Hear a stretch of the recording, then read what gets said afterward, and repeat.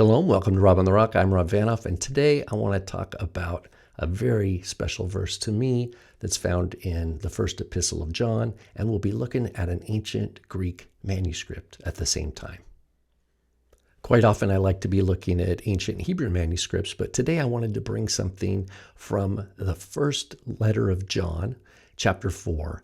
This is a 4th century manuscript called Codex Vaticanus. It's a very important manuscript of the Greek Bible, and it is older than all those Masoretic texts we've looked at in recent videos. The verse I want to bring your attention to here is 1 John 4, verse 19. It's such a beautiful and important verse. And I want you to notice a few things about this Codex Vaticanus. Notice that it's all in uppercase letters.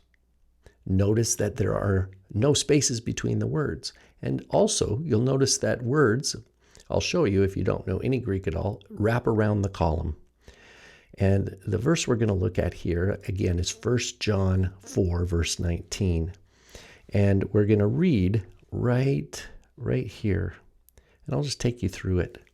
So this looks like an H. It's a letter eta, but there actually is, traditionally, a rough breathing. So we do say Hemes. Hemes. That's eta, mu. Notice that letter mu looks just like a letter M for us. This epsilon looks like an E. A iota looks like an I. And what it looks like a letter C here is a capital sigma. That's actually a sigma, an S sound. Hemes. Hemes. That's we. That's the first person plural pronoun. We. And then we have this beautiful alpha. Agapomen. Agapomen. We love. Notice we have alpha, gamma, alpha. That's a P, or sometimes people call it a pi, but it's a P. Omega, mu, again, looks like a letter M. Epsilon, nu, looks like an N. Right? Agapomen, agapomen. And if you listen, you hear agape, agape. You hear that. That's that word love. But here it's not a noun, it's a verb. Hemes, we, agapomen, agapomen. That means we love. And the aspect there we call is an imperfective aspect. It means it's an ongoing love. It's an ongoing activity. We continue to love. Hemes, agapomen. Hati. Now here we have omicron. Looks like a letter O for us. A tau and a iota. Hati. Here it just means because. Hemes, agapomen. Hati. We love because. Autos. Autos. Now this is alpha and this is a upsilon. It looks like a Y, but it's an upsilon. Tau, omicron, and then another sigma. Autos, that means he. Well, the he here is talking about theos. It's talking about God. Autos, protos. Protos. There we have a P, a rho. Now this letter looks like a P in English, doesn't it? But that's a rho. It's the letter rho in Greek. Then an omega. Tau looks like a T. Omicron looks like an O. And another sigma. Protos. Autos, protos. And then we have our wraparound. Agapesen. So the word starts here. It goes to the end. Agapesen. Agapesen. He loved. He loved. And that is in the perfective. That means he has loved us. And of course it says hemas. Again, the H here is an eta, a mu, alpha, and a sigma. Hemas. So altogether, it reads Hemes agapomen hati autos protos agapesen hemas.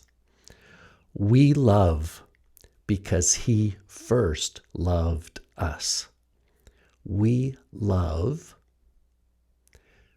abide in love because he first loved us.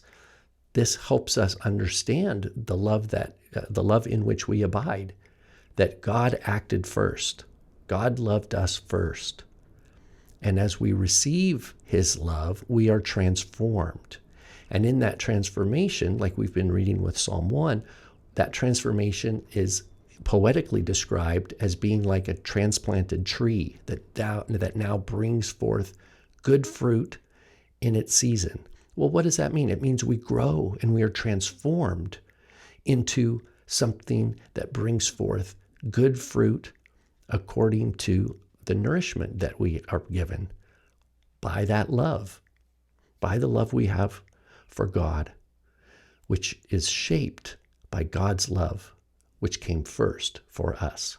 So our desire to please God, our response to God's love with our love, is a transformative love on our part. We change. God's love changes us, and we do it out of love. We accept the change. We go with the change. We are transformed, and we bring forth what are called the fruits of the Spirit. And that's what it means to abide in God's love. It's not to stay the same. God doesn't love an inanimate object. He loves us and then demands of us, requires of us. That love requires us to change. It requires us to receive from him what is good for us. And that involves our transformation. Hope this was a blessing to you to just reflect on this very short but beautiful verse, and to also have the fun of seeing a very ancient manuscript all the way back from the 4th century. Again, this is Codex Vaticanus. If you haven't already, be sure to subscribe, and you'll get the alerts when I have a new video out. If you have ideas for verses you'd like to hear discussed, or manuscript images of, anything of that nature, just send me a note. Shalom.